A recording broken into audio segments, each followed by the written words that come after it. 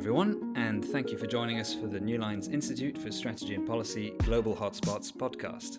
I'm your host for today, Miloš Majore, and I will be talking to my colleagues Andrew Loftusness and Jared Jeter about some of the key developments happening this week related to the geopolitical hotspots and their implications on global connectivity themes like trade, technology, energy, and climate. And as always, you can always find a more in-depth analysis and forecast of these topics in our weekly forecast monitor, which we publish every Friday alongside this podcast. On today's show, we're going to start with a brief roundup, as always, of all of our major developments happening in the three major hotspots, which are the Middle East, the Indo-Pacific, and the Russia-Ukraine conflict. And then we're going to turn and take a quick look at some of the developments out of Myanmar and Spain.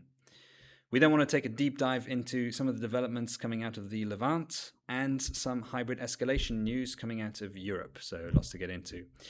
Andrew, why don't you start us off with our weekly roundup? Starting with the Middle East, we saw a trend towards diplomatic de-escalation, specifically in regard to the U.S.-Iran war. Of course, that has direct ramifications for the entire region. So the main things to be aware of are that over the weekend, President Trump called off a number of strikes that he had been planning at the behest of essentially every U.S. ally in the region. Reporting from a number of different sources says that the president was leaning towards targeting energy infrastructure in Iran, which of course would be a significant escalation. And then there's been a series of bilateral talks going on between Oman and the Iranians, and a number of anonymous, of course, Iranian officials have commented to Western news outlets that significant progress has been made.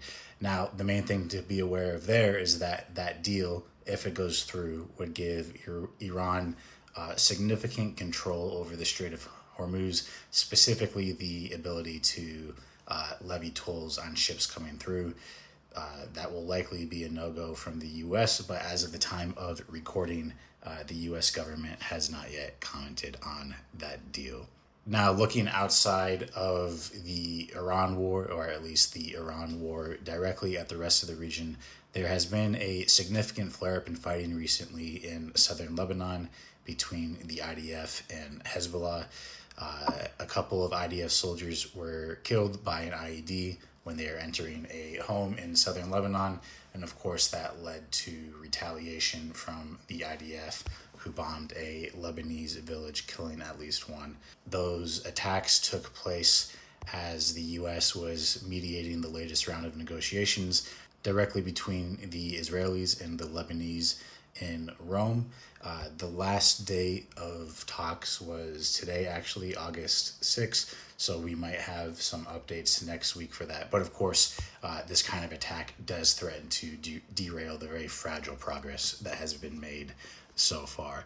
Looking now at Gaza, there was also significant escalation over the weekend.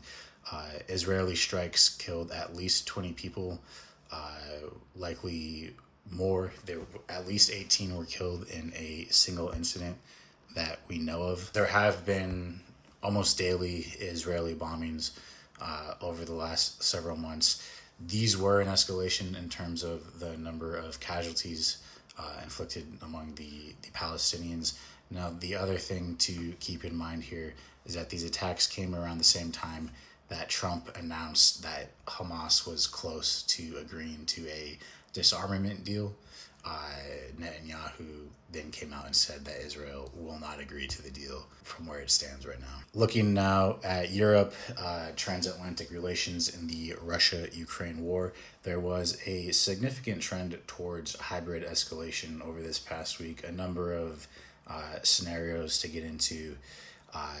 The UK issued a new series of sanctions against the Russian financial sector, companies, industry, and shadow fleet vessels. Inside Russia, at least 5 people were killed at a Moscow restaurant when a hand-carried IED, improvised explosive device, was detonated on August 2nd. We don't know a lot of details behind that. The Russians, of course, quickly attributed blame to the Ukrainians. No commentary that I have seen from the Ukrainian government. We do not know a lot of details about that attack, including who it may have actually been targeting. There have been a series of bombings in Russia and in Moscow over the last, especially over the last year or so. Outside of Moscow, there was also a car bombing which killed a driver and injured the man who was almost certainly the actual target of the attack. A Russian who is the chief of a defense company that produces FPV drones for the Russian army. Then, very interestingly and quite alarmingly from the perspective of the Europeans and NATO and the United States really as well, a drone carrying explosive material was discovered and diffused at a German airport. Now, this specific airport serves as a major logistics hub for European aid that is being transferred to Ukraine. Now, there were no casualties. There was no collateral damage from this incident. However, this could have been a very serious escalation. Now, something that I'll point out is that the Russians have been very aggressive in these hybrid scenarios and in the gray zone, as we like to say, really since the start of the invasion of Ukraine. And we have seen a steady escalation since over the last several years. Now, I don't say that to diminish the severity of this incident. However, if you look into this a little bit more, then it becomes very clear that this is not an isolated event. This is part of a long-term trend in that hybrid escalation from the Russians. And then finally, inside of Ukraine itself, there is a devastating shortage of air defense munitions, according to Ukrainian President Volodymyr Zelensky, after at least 17 people were killed and over 120 were injured on August 5th alone from a large-scale bombardment against Kyiv from Russian forces. Zelensky has said that they were not able to intercept any ballistic missiles during that attack. Thanks, Andrew. Over to you, Jared, for the Indo-Pacific. Thanks, Milos. So this Wednesday, China announced a new series of retaliatory measures against the U.S., including sanctions on a testing laboratory. This marks a fresh escalation of trade tensions ahead of the expected meeting between Xi Jinping and Donald Trump. Effective the same day, China sanctioned an Arizona-based compliance testing company, banning the organization and the individuals within in the country from conducting transactions or cooperating with the lab in any way. The Ministry of Commerce in China also accused the company of assisting and supporting the U.S. Federal Communications Commission in adopting measures that infringe on Chinese sovereignty and security, according to the Chinese ministry. Pivoting to India this week, we saw the Prime Minister Narendra Modi suffer an important by-election loss in the Indian state of Bihar following the ousting of the education minister. Now, what makes this so interesting is that Narendra Modi has won one of the longest-serving prime ministers in Indian history, and they've maintained relatively strong support through their BJP party, but this new student-wide protest that started with complaints about education and is now moving to a more general protest about the regime as a whole is really one of the largest challenges he's seen to his power, and this recent by-election loss is something that we're seeing is as a strong indicator that the BJP's longstanding power is beginning to slip. In a new incident in North Korea that we're starting to see trend toward an escalatory position, North Korea announced that it is considering new military options in response to the recent Tomahawk cruise missile test conducted by Japan. This is something that is pretty common. We've seen a lot of these type of threats from North Korea. However, the type of position and posture that they're adopting here could indicate a growing tension on the Korean Peninsula. Moving over to Taiwan here. We've seen Taiwan complete the design of a new hypersonic cruise missile, announcing that it would be ready for mass production by the end of the year. This is something that, of course, has come with quite a lot of condemnation from China. This is something that China views as an extremely escalatory move with its security posture. But this is also something that we see pretty commonly between Taiwan and China in terms of testing new military equipment. One of the more interesting stories that we've been seeing this week actually came out of the United States for the Indo-Pacific, where FBI Director Kash Patel announced that they would be forging new security relations and intelligence sharing capacity with China and Russia in response to the fentanyl epidemic, where where the three countries are going to be kind of establishing a new intelligence sharing and law enforcement strategy to be able to conduct joint operations against both human trafficking as well as drug production, much of which the materials for fentanyl, of course, come from China. What is so interesting about this decision is it is something that is virtually unprecedented to have intelligence sharing operations conducted between the U.S. and Russia right now, especially in the midst of the Ukraine war, as America is currently assisting to arm Russia's enemies, and the very combative relationship between the U.S. and China at the moment. So what was really so interesting about this is because of how unprecedented this is, particularly in the midst of a very competitive and escalatory environment between the U.S., Russia, and China, this is something that is not only surprising the intelligence community, but is going to be providing a lot of very interesting results for us coming into this next quarter.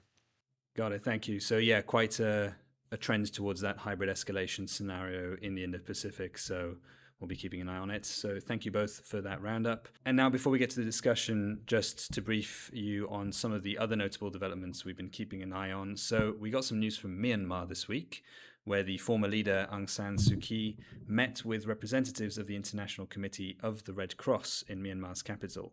Now, this marked a rare public appearance of the former leader, who's been detained by the military junta in charge of the country since they took power in 2021. The meeting comes as Myanmar has been facing increased pressure to normalize relations with the outside world, in particular from the ASEAN countries.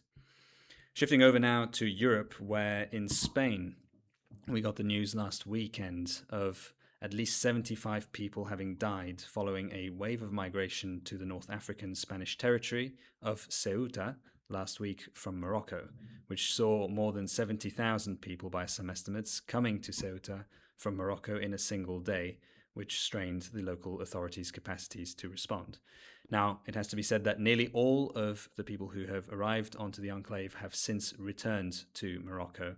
That being said, European Union interior ministers have convened an emergency meeting where they largely endorsed a plan to further strengthen the bloc's exterior borders, including through stronger cooperation with external partners. And then finally, in the United States, the Democratic candidate Abdul El-Sayed narrowly defeated Haley Stevens in Michigan's U.S. Senate primary, setting him up for a face-off against Republican former Congressman Mike Rogers in November. El-Sayed campaigned on a very progressive campaign that voiced frustrations with the mainstream Democratic establishment. US President Donald Trump has come in reacting to the victory, stating that this would lead to a great win for the Republican candidate in November, calling El-Sayed a communist loser. Never one to mince his words. So that rounds it up for this week's briefings. Now, turning over back to you guys for the discussion. So we wanted to talk a little bit about what's going on in Europe. But first, let's get our sense for the evolving situation in the Middle East. So as you mentioned, Andrew, up top, the situation between the US and Iran is still unclear in terms of a deal. So we wanted to actually see if we could zoom back in on the Levant, specifically the situation with the Hamas deal that President Trump mentioned a couple of days ago. So can you just remind us exactly what the situation is and where you see it going forward? Yeah, so basically, Trump recently said that we are very close to achieving a deal with Hamas for their disarmament. It is the key issue hindering the implementation of the Board of Peace in Gaza, right? Which has made almost no progress since its founding, including securing its own funding aims. Now, Trump announced, as he often does with peace negotiations, very suddenly that we were close to a breakthrough. Speaking from his perspective, of course, that we were close to a breakthrough. Now, this proposed deal would have the Israelis withdraw back from the so-called Yellow Line before Hamas disarms, and then following that withdrawal is when Hamas would then, in theory, surrender its weapons, and then, at least in the president's mind, that's when everything else could happen. The international security force, and all of that. Now that Netanyahu quickly made it aware that that was going to be a no-go for him. Yeah, and from Netanyahu's case, I can only assume that he probably has many reasons to, declare this a no-go. But we have to remember that Israel has its own elections in October, right?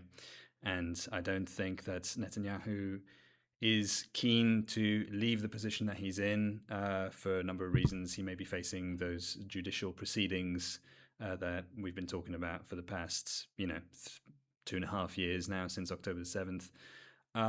So there is a case to be made that he a lasting peace agreement in some fashion could give him less of a reason to stay on, whereas now he's quite well positioned to just keep this conflict going in some perspective. Yeah, exactly. There's a number of things that are happening right now, or that could happen soon, that could really just derail every peace effort right now in the Middle East. And sometimes I question how many of those are receiving an adequate amount of attention from the administration, right? The foremost one that comes to mind is, of course, the war in Lebanon. Also recently, though, threats to the Al-Aqsa Mosque compound, right? We haven't discussed that yet in depth. Maybe we will in the near future, but a number of Arab states are taking this very, very seriously. And I don't see those signals coming in return from the White House. But Jared, you want to jump in there? Yeah, I think building on what Milos was saying, a very important aspect of the way or the type of psychology that's underpinning a lot of the Israeli leadership is that the election is incoming, and potential judicial proceedings or potential criminal charges is something, of course, that's in Netanyahu's mind. But something else that's very important to remember is the Israeli parliament. The coalition that Netanyahu holds has a thin enough margin that they wouldn't need to lose too many seats from their more right-wing elements in order to lose the coalition majority. And right now, if Netanyahu backs down and goes against the wishes of the sort of kingmaker politicians that hold that slim majority, then it might actually end up costing them the election. So not only is he worried about his own personal interest, but he has to consider that his entire government coalition might not survive unless certain concessions are made to the more far-right politicians that want to see the continuation of the conflict as part of their larger ambitions. Yeah, those are good points. And I'll add to that, literally up until October 7th, right? I'm not saying the most important issue, but the issue that was grabbing the most headlines in the States from that part of the world was this civil unrest, I guess you could say, inside Israel, right? Over their judiciary system. There's still significant issues within Israeli society that we don't talk about that much, but that are definitely influencing Netanyahu's foreign policy decisions. I would encourage listeners, if that's something you're more interested in, to listen with, presumably with subtitles, of course, but to the speeches that Israeli opposition figures give in Hebrew. Not in English for American news crews, in Hebrew for their own voters. And I think it will be a very eye-opening insight into just what that opposition looks like, and it will help you understand the political environment that Netanyahu is operating in when he makes these choices in Gaza, the West Bank, Lebanon, Syria, Iran, Yemen, what have you. Yeah, no, that's a very good point, and there's probably quite a bit lost in translation, either willingly or not. But yeah, definitely good advice. Do you think that this is all linked to you mentioned up in your roundup the fact that there was some heavy bombardment in Lebanon now because of a renewed escalation between the IDF and Hezbollah? Do you think that plays a factor at all in this Hamas story as well? So we can provide a little bit more context there. So From what I understand is that 2 IDF soldiers were killed, a few more were injured when they were clearing a house in southern Lebanon, right? So even though there's notionally a ceasefire in place, they were conducting operations within the territory that they currently occupy.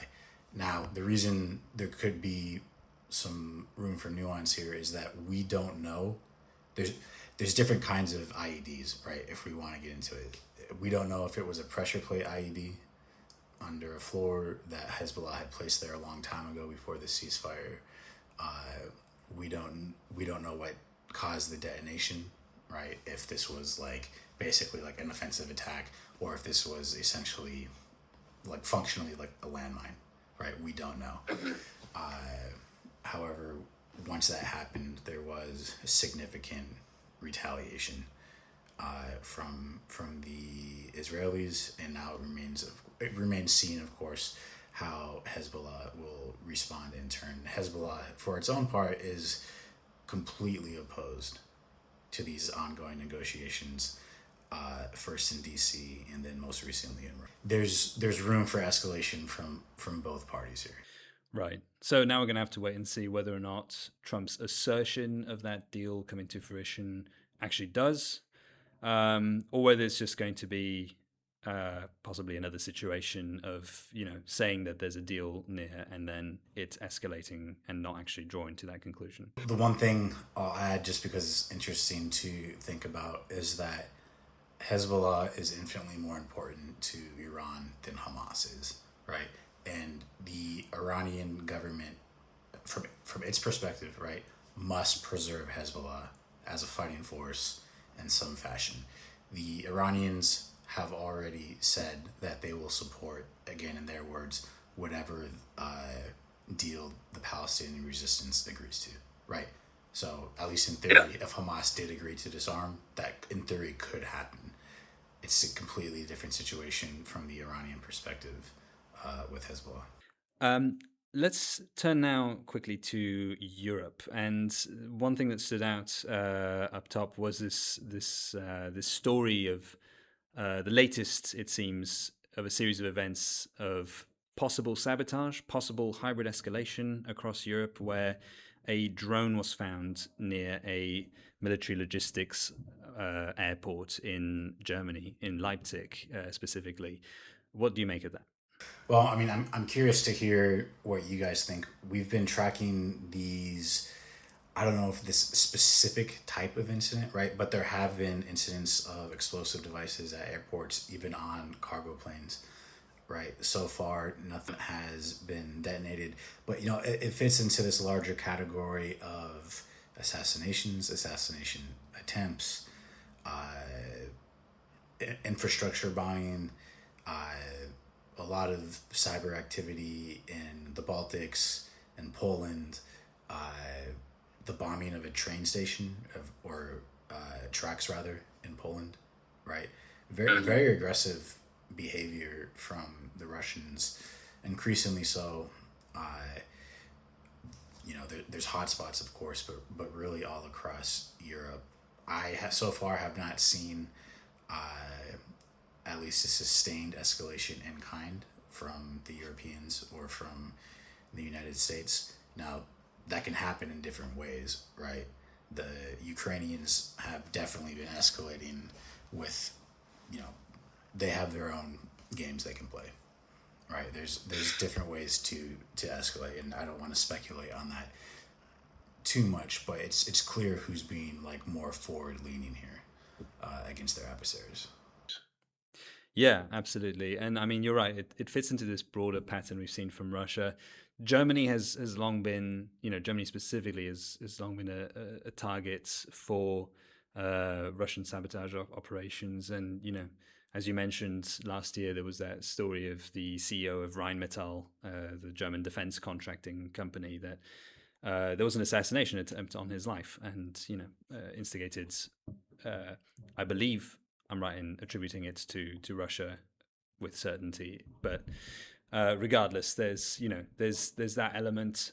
Germany, on its part, is also trying to ramp up its own defensive stance. We all know that they've been trying for the past couple of years of revitalizing their defense industry. They've reintroduced voluntary conscription, which, as my latest, if I think of the latest number I've seen, I think that only garnered around 500 extra recruitments over the past year.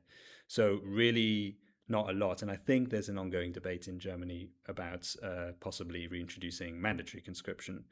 Obviously, the logistics of that remain to be discussed, by the Germans within that framework. But clearly, there is that move. And obviously, I think if you are, a defense advisor or a policymaker in Russia, there is that fear that a properly remilitarized Germany could, make things significantly harder for the Russians, both within Ukraine, but also in any, unfortunate possible confrontation within NATO.